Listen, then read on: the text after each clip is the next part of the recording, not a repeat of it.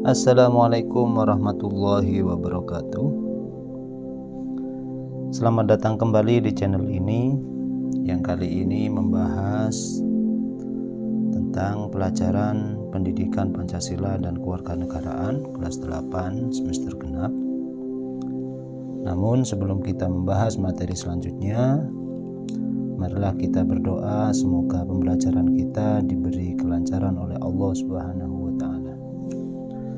Dan di musim pandemi ini, mari kita bersama-sama mendoakan semua guru-guru kita, orang tua kita, keluarga kita, dan semua teman-teman kita semoga selalu dalam perlindungan Allah dan selalu diberi kesehatan oleh Allah Subhanahu wa Ta'ala. Amin ya rabbal alamin.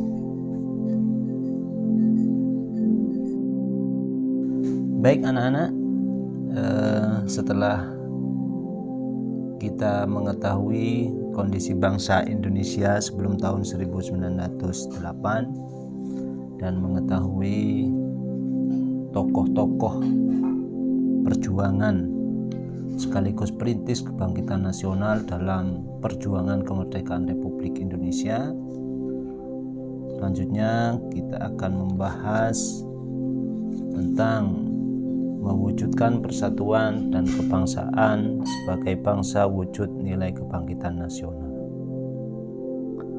Yang pertama, mewujudkan persatuan Indonesia.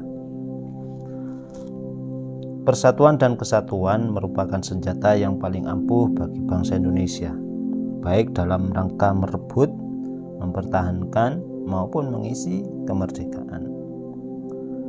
Persatuan sendiri mengandung arti bersatunya macam-macam corak, macam-macam warna yang beraneka ragam menjadi satu kebulatan yang utuh dan serasi. Sedangkan persatuan Indonesia berarti persatuan bangsa yang mendiami wilayah Indonesia. Persatuan dan kesatuan bangsa Indonesia yang kita rasakan saat ini terjadi dalam proses yang dinamis dan berlangsung lama. Persatuan dan kesatuan bangsa terbentuk dari proses yang tumbuh unsur-unsur sosial budaya masyarakat Indonesia. Ketika itu ditempa dalam jangkauan waktu yang lama sekali. Unsur-unsur sosial budaya itu antara lain sifat kekeluargaan dan sifat gotong royong. Kedua unsur merupakan sifat-sifat pokok bangsa Indonesia yang dituntun oleh asas kemanusiaan dan kebudayaan. Masuknya kebudayaan dari luar negeri melalui proses akulturasi. Paham ya maksud proses akulturasi? Proses pencampuran kebudayaan dari luar dan kebudayaan dari dalam negeri. Antara lain yaitu kebudayaan Hindu, Islam, Kristen, dan unsur-unsur kebudayaan lainnya. Semua unsur-unsur kebudayaan yang datang dari luar diseleksi sendiri oleh bangsa Indonesia.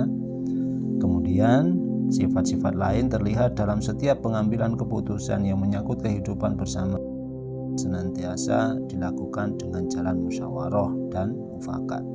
Hal itulah yang mendorong terwujudnya persatuan bangsa Indonesia. Jadi, persatuan dan kesatuan bangsa dapat mewujudkan sifat kekeluargaan, jiwa gotong royong, musyawarah, dan lain sebagainya.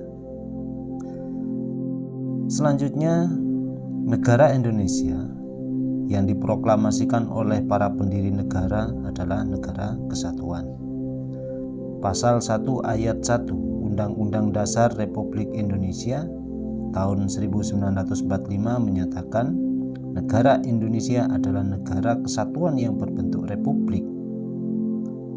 Sila ketiga Pancasila menegaskan kembali bagaimana tekad bangsa Indonesia mewujudkan persatuan kemerdekaan. Tahap-tahap pembinaan persatuan bangsa Indonesia itu yang paling menonjol adalah satu, yaitu perasaan senasib. Yang kedua, kebangkitan nasional. Yang ketiga, Sumpah Pemuda. Yang keempat yaitu proklamasi kemerdekaan.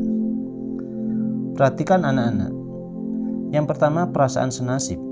Perasaan senasib itu sebagai bangsa akan peningkatan rasa kesatuan dalam seluruh rakyat Indonesia. Perasaan senasib dapat muncul karena faktor ketertarikan terhadap tempat kelahiran atau menghadapi suatu masalah tertentu. Pada sejarah bangsa Indonesia pernah menjadi bangsa terjajah. Kondisi ini mendorong perasaan senasib sehati bagi bangsa Indonesia. Yang kedua, kebangkitan nasional. Maksudnya apa? Pada sesi pergerakan perjuangan bangsa Indonesia yang dinilai menyadari kondisi dan potensi sebagai suatu bangsa, kebangkitan nasional Indonesia dipelopori dengan kelahirannya Budi Utomo pada tahun 1908, yang mana kita sudah membahasnya kemarin di materi sebelumnya. Ciri dari kebangkitan nasional adalah perjuangan bangsa Indonesia lebih diwarnai perjuangan untuk kepentingan nasional, bukan hanya kepentingan daerah. Yang ketiga, Sumpah Pemuda. Sumpah Pemuda merupakan penegas bagi bangsa Indonesia untuk mewujudkan sebuah negara yang memiliki identitas dan dicintai rakyat.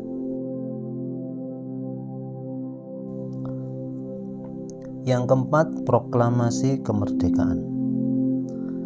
Proklamasi kemerdekaan pada tanggal 17 Agustus 1945 merupakan titik puncak perjuangan rakyat Indonesia. Peristiwa proklamasi kemerdekaan dan pengesahan Undang-Undang Negara Republik Indonesia. Peristiwa tersebut merupakan konsensus. Konsensus itu maksudnya kesepakatan bangsa Indonesia bahwa pengaturan kehidupan berbangsa dan bernegara dilandasi oleh Pancasila dan Undang-Undang Negara Republik Indonesia tahun 1945.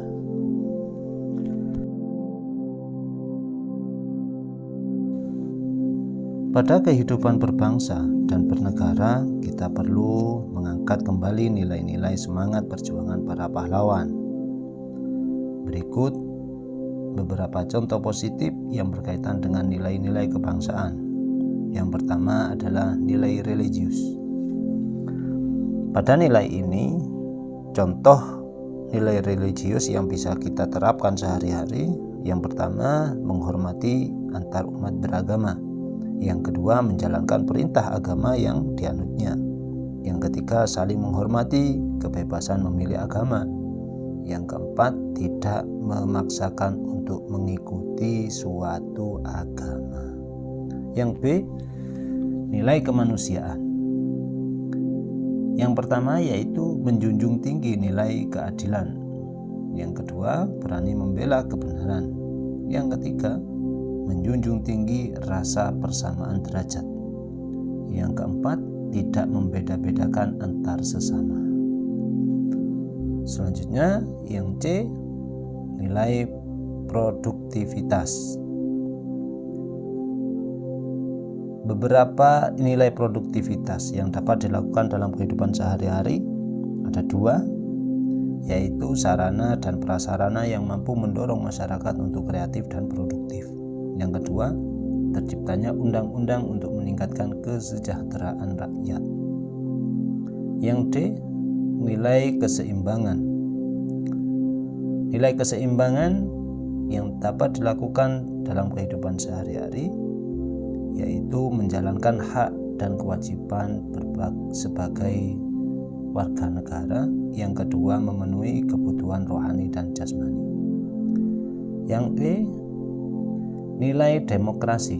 Nilai demokrasi diartikan sebagai kedaulatan berada di tangan rakyat. Berarti setiap rakyat memiliki kebebasan yang bertanggung jawab.